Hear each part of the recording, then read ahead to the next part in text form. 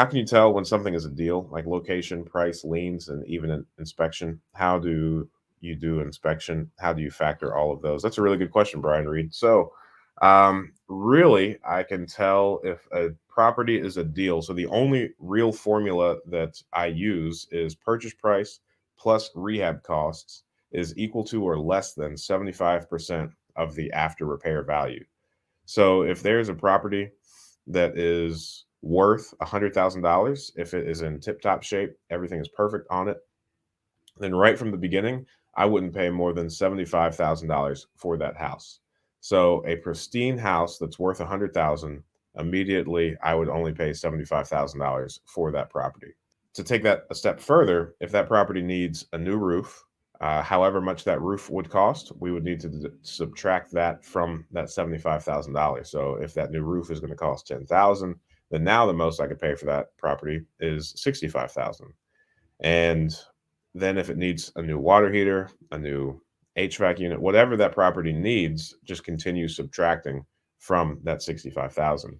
And if you can get the property for less than 75% of the after repair value, which includes the purchase price and the rehab costs, then you likely have a deal on your hands. Now, obviously, the lower under 75% that you can get a property for. So let's say, purchase price plus rehab cost is 50% of the after repair value. Then that's like a home run of a deal. You have doubled your money.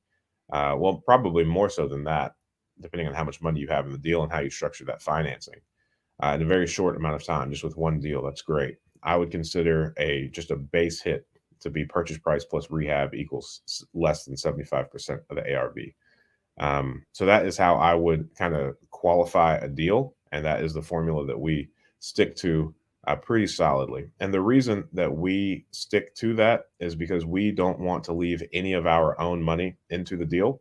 So at this point, we have over 230 homes, and we don't have any of our own money in a deal.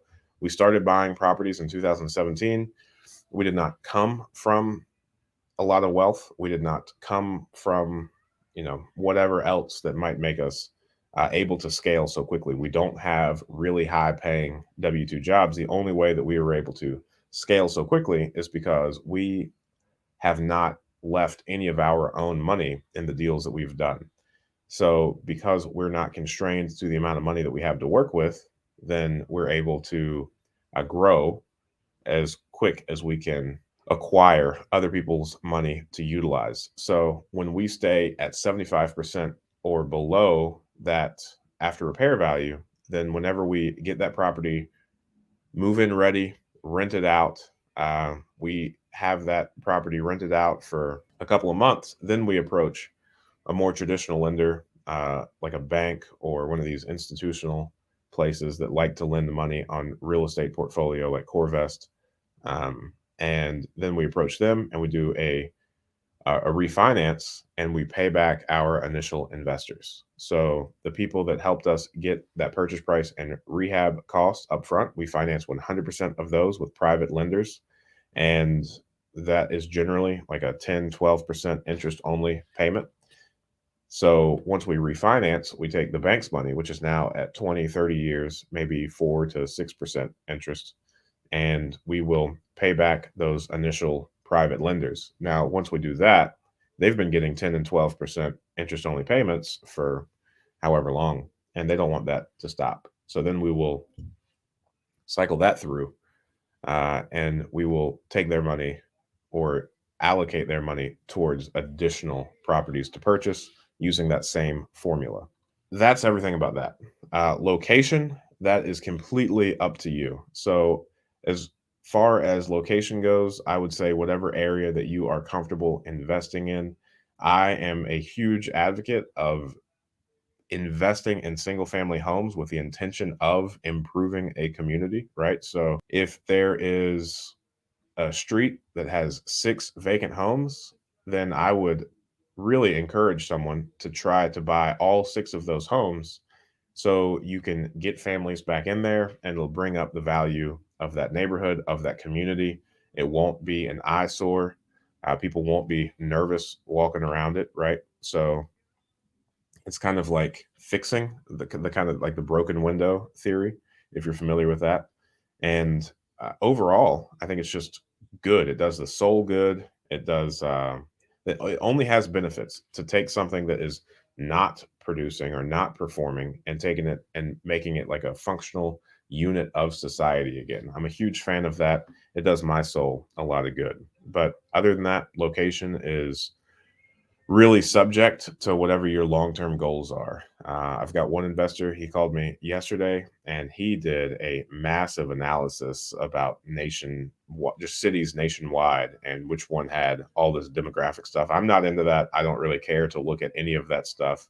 If you know an area, if you know that people want to live in that area, then it doesn't really matter. I'm not really a fan of making this unnecessarily complicated, right? People like living places, whether it's a town of 40,000, you've got a type of person that likes living in that town.